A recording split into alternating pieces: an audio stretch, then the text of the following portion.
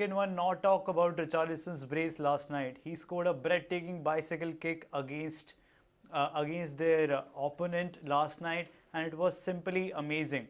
So Brazil did play a good football yesterday, Sandeep, but can they go deep into the tournament? Did you see any shortcomings in last match? Well, let me ask you the question, okay? Do you see them going deep? Yeah, I do see them going deep, but their defense is not so sturdy. Their defense is aging. They have a lot of experience, but they can falter against a quick side, against a quick opponent, against So when you forwards. say a quick side, you mean which quick side? I feel that Spain, England, they could wide open their defense. So you're saying counter attacks basically. Yeah.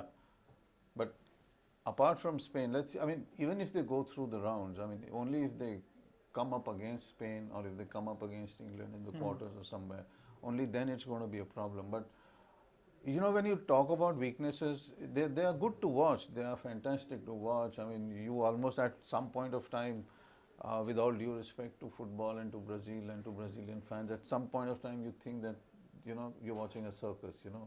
Somebody's tapping it here, somebody's flicking it there, somebody's, you know, giving It's a joy to watch them, no doubt about that. It's amazing to watch them, but you know, it hits you at times that can they keep this going? Can they keep this going?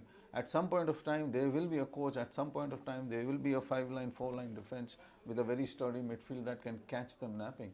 And that's when I feel that you have to compare them to former sides. You know, in the last so many years, no side comes near this. You know, they are terrific. They know how to play. You know, when I say know how to play, means they know how to organize themselves. They know how to go. These guys are superb in so many respects. The similar side, 82, you know, broke. I know how many hearts it broke at that point of time. You know, we were all young. We were in school when all of that happened, and the players were similar. Zico, Falcao. Who do you compare Neymar with? I think you can only compare him with Falcao to an extent because of the ball play. Socrates was somebody else you can compare him to, though not position wide, but to Vinicius. Because if you go back to the 82 games against Argentina, against Italy, you will see him flicking the ball like that into the path of an upcoming Sergino, into the path of Zico, you know, Flamengo. All of those guys, they were just a super bunch of players, but 3 counter attacks. It took only 3 counter attacks for them to be knocked out of the World Cup. So now the question is, which side do you feel? Give me one side that you think can knock them out. And and let's just assess the whole thing. This forward line, this midfield, and this defense. One side in this World Cup that can throw them out of the World Cup. Which side do you think? You said England and Spain. But if I just ask you one team on let's say a quarter-final match. I don't know if they're going to be meeting there. I don't know. You know, the schedule and all of that. But let's say there's a semi-final, Brazil versus Spain. Do you feel that Spain can knock them out? Yeah, Spain's attackers are very quick. They are young, so they have got energy in their legs. And Brazil's defense is aging, but they have the experience. And they have Alexandro and Danilo on the wing-back positions. So they do have the pace. But it would be interesting to see how they align themselves on defensive transitions. How the centre backs align themselves in defensive transitions. Even one of Marquinhos or Silva goes up front and the defensive line is staggered. Then how they arrange themselves and how well they are prepared on counters, that would be interesting to see.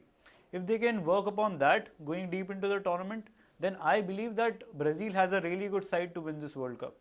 They can even overhaul England in the finals. You were talking about the matchups, so potential matchup for England versus Brazil could be in the finals. Okay. And I would have Brazil to win the World Cup because they have a good side, but they need to make some, amendments in their defensive unit. Serbia was not so tough. That's why they were able to play those passes in between the lines and be clinical in the final third. Although they weren't so clinical in the final third, but what Richarlison produced was exceptional, due to which we are not talking about what chances Vinicius Jr. missed or what chances Rafinha missed, but they also need to make amends up front as well as at the back. But they do have the caliber. But what was the case with the 1982 side? I think the one area where you can probably compare them and not compare them is the goalkeeping position. I think the 82 side had a massively weak goalkeeper. You know, of course, the defense had 2 errors, out of which Rossi scored and created that huge hat-trick. The whole momentum which carried Italy not only to the final, but won them the World Cup, okay, with the Italian goalkeeper Dino Zoff, who was 40 years old. So there were comparisons. But here, Alisson is a good, not only a good, he's a terrific goalkeeper. And he's also aggressive, he's also somebody who can come up, he can also dictate. The question is, can a goalkeeper dictate your defensive line? Can he also see something happening and telling them? I think that's the only basic area where I feel this team scores over the 82 team. This team has the skill, it has the flair, it has the momentum, it has the rhythm, it has the players, it has everything. The 82 also had everything, except that they didn't have a goalkeeper. You know, Walter Perez, because you're such a big fan of Brazil, you always feel that they didn't have a goalkeeper then.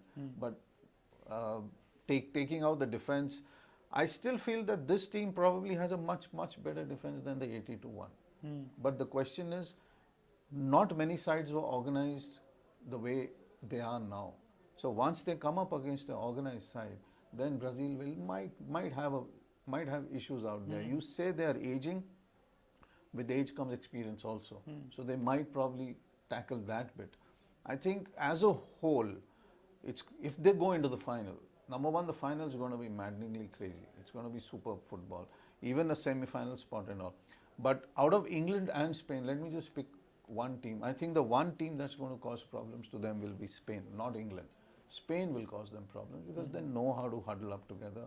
And most of these guys know each other to an extent where probably, they can raise or not raise their levels. But I think that's a matchup that's going to be very intriguing and superb. Spain is just like Man City playing in red, isn't it? They're just passing and passing and passing, and when comes the final third, they just score. They somehow score. But also talking about Neymar, in last night's match, he took 81 touches in the central attacking midfield position. He did play his role. He was fouled 9 times. So one question that comes to my mind is, should he be played in the cam position or should he be brought to the left flank? Because he would be under more scrutiny in the cam position. I think probably maybe a little deeper. I think the way we were discussing Harry Kane, I think a little deeper will not only protect him, it will also give him the vision to figure out where to give. He would of course want to be in the part of the scoring. But the moment he goes into the box, the moment he gets into a 2-3 or a 1-1 defensive position with a defender, I think he probably will always have this into his mind that, he's going to get injured. And I don't know how much of an injury yesterday has caused the swollen ankle and all of that. He should play a little more deeper. And the reason I'm putting that thing is that because you have so many youngsters up front, so many who can create, not only create, but, play that 1-to-1, just look at that pass that got the second goal. You have 6 passes like that, 5 passes like that, you win a game 4-0, provided you're going to put it in the goal, I think that's probably one area where England might lack, is somebody giving that much of accuracy. Spain may not, because they have excellent passes. Yeah. I think that's where probably 1920, 1820 that you may give an edge to Brazil. Those passes are remarkable, and seeing that pass, you remember the goal, the whole world remembers the goal. I can't get over the pass. I don't know how he flicked it like that, and how did it go onto the feet. It's a measured pass, but it takes a lot of practice, of course. Kudos to Vinicius Jr. for that, and also how can we not talk about Silva's pass to Vinicius Jr. in between the line. However, he couldn't score, but that was a phenomenal pass from the back end. That was I don't know whether they do that in training or not, but it split that entire field through the middle. And that's what, you just wonder how much more can this Brazil side do. Of course, yesterday's Serbia is very different from the other side. But I think that's probably one area where other teams, other coaches would be fearing that if this is what they're capable of, then if they raise their levels with a better team, with more intensity, just imagine Spain, England, and let's even assume Germany going in, let's even assume Argentina going in. If you have a 1-1 and you're still on the 80th minute, 70th minute, intensity is going to go up, which means skill levels will go up, everything will go up. that is when Brazil will be at its most dangerous. They'll be massively dangerous at that point of time because they can't go back. It's been too long that they haven't won the World Cup. And that is 20 where, years. and we talk about Messi needing a World Cup, we talk about so much. Even Neymar needs one. Even Neymar wants to be part of this whole winning thing, you know. And I think that's where they're going to be massively dangerous going forward. And for the coaching staff, I mean, this is the best team they have. Talking about Neymar, his ankle looks swollen. Tite has suggested that he will continue in the World Cup. But do you think Brazil are better off without him at the moment? No, let's compare him directly to Ronaldo. Yeah, I mean, between Ronaldo and Neymar, I'll say Neymar needs to be there. Ronaldo doesn't really need to be there. When I say need to be there, of course he'll play. But I think sometimes the player is getting ahead of the team.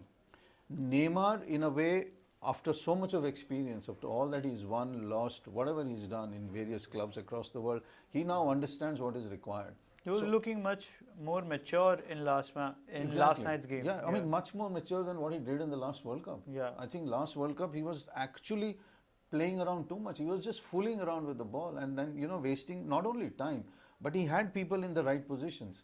I think even and he doesn't go crazy that he doesn't get the ball or he needs the ball, you know, and he doesn't keep raising his hand wanting this and that.